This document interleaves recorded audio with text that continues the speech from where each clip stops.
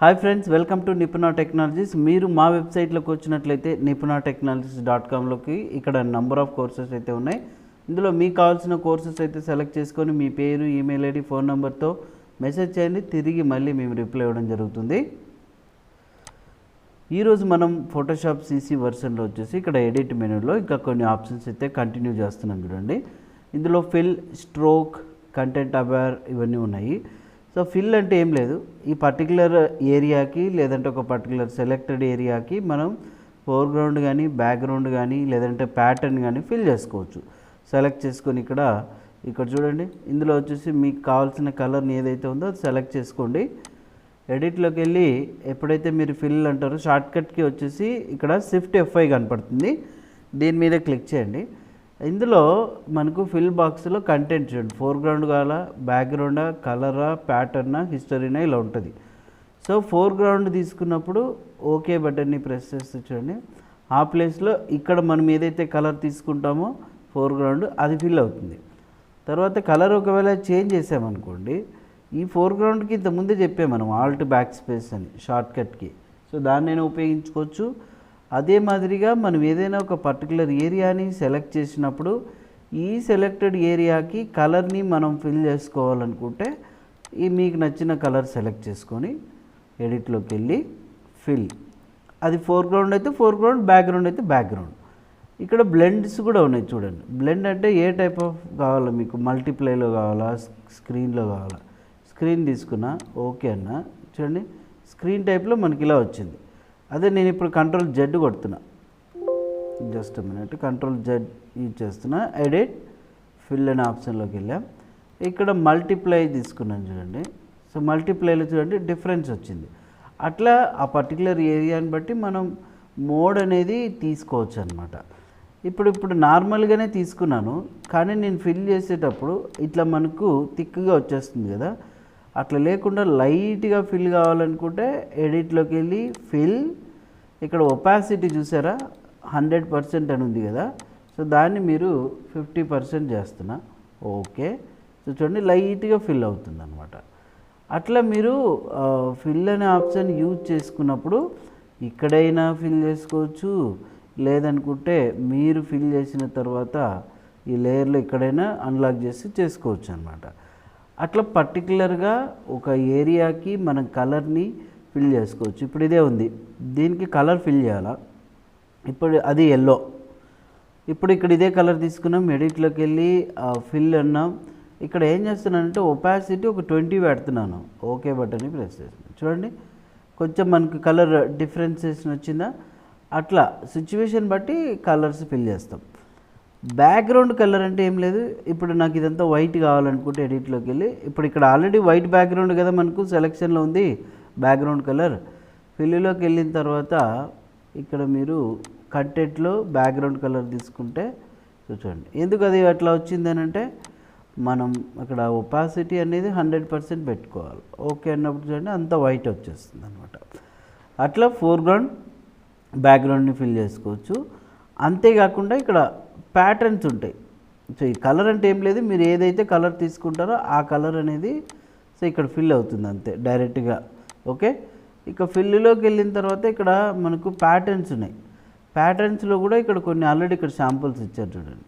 ఇందులో ఏ ప్యాటర్న్ కావాలనుకుంటే మీరు ఆ ప్యాటర్న్ తీసుకోవచ్చు. ఆ పర్టికులర్ ప్యాటర్న్ సెలెక్ట్ చేసుకొని ఓకే చేస్తే చూడండి కలర్ ఇట్లా అంటే ప్యాటర్న్ ఈ విధంగా ఫిల్ అవుతుంది. అంతేకాకుండా మీరు ఆల్రెడీ ఏదైనా ప్యాటర్న్లో ఒక ఇమేజ్ కానీ అట్లాంటివి యాడ్ చేసుకొని ఉంటే మీరు ప్యాటర్న్లోకి వెళ్ళి సో మీరు ఇక్కడ మోడ్ కావాలంటే మోడ్ సెట్ చేసుకోవచ్చు. సో చూడండి ఓకే అనుకుంటే ఈ టైప్లో వస్తుంది. ఇది కూడా ఫిల్ అయ్యే పద్ధతి మీకు ప్యాటర్న్స్లో ఇక్కడ చూడండి, స్క్రిప్ట్లో బ్రిక్ టైప్ కావాలా, క్రాస్ వేవ్ టైప్లో కావాలా, స్పైరల్ టైప్లో కావాలని తీసుకోవచ్చు, అంటే ఫిల్ చేసుకోవచ్చు అనమాట ఇట్లా.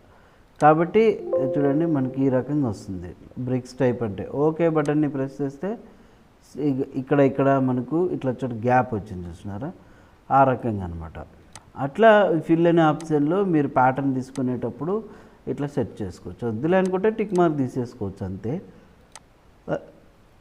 ఇక్కడ చూడండి బ్లాక్ టైప్ కావాలా, 50% గ్రే కావాలనుకుంటే 50% గ్రేలో వచ్చేస్తుంది. ఇది ఇక అదే మాదిరిగా ఇప్పుడు నేను ఏదైనా ఒక సెలెక్షన్ తీసుకున్నా, దీనికి ఒక బార్డర్ కావాలి, అప్పుడు మనం ఏం చేయాలి, ఎడిట్లోకి వెళ్ళి స్ట్రోక్ అనే ఆప్షన్ వాడతాం. స్ట్రోక్ అనే ఆప్షన్ యూజ్ చేసినప్పుడు ఇక్కడ స్ట్రోక్ కలర్ అంటే బార్డర్ కలర్ ఏది ఉండాలి సెలెక్ట్ చేసుకోవచ్చు. దాని సైజ్ ఎంత ఉండాలి, ఒక 5 పిక్సెల్స్ పెట్టుకున్నాం. లొకేషన్ ఇక్కడ చూస్తున్నారు కదా, ఇన్సైడ్ అంటే ఏం లేదు, ఈ సెలెక్షన్ ఉంది కదా దీని లోపల వస్తుంది చూడండి. ఓకే అంటే ఇట్లా లోపల వచ్చిందా. ఇప్పుడు మరీ ఎడిట్లోకి వెళ్ళి స్ట్రోక్లో పోయి కలర్ చేంజ్ చేస్తున్నా, రెడ్ పెట్టా, లొకేషన్ ఇప్పుడు ఇక్కడ ఓకే చేసి ఇక్కడ అవుట్ సైడ్ తీసుకున్నా, ఓకే బటన్ ప్రెస్ చేస్తే చూడండి అవుట్ సైడ్ రెడ్ వచ్చింది, లోపల ఇంకో కలర్ వచ్చింది.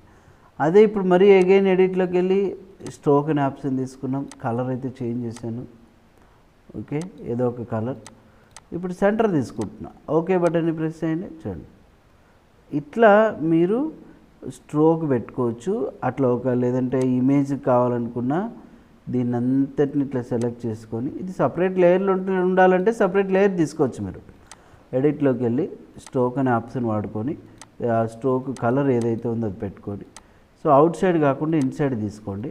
ఓకే అంటే చూడండి ఇట్లా లోపల వైపు మనకు ఒకటి చిన్న బార్డర్ వచ్చేస్తుంది. సో అందుకోసం అది యూజ్ చేస్తామన్నమాట, రైట్. ఇక తర్వాత ఇదే ఎడిట్ మెనూలో మనకు కంటెంట్ అవేర్ ఫిల్ అని చూడండి. కంటెంట్ అవేర్ ఫిల్ అంటే ఏం లేదండి, ఇప్పుడు ఈ ఇమేజ్ని తీసుకుందాం.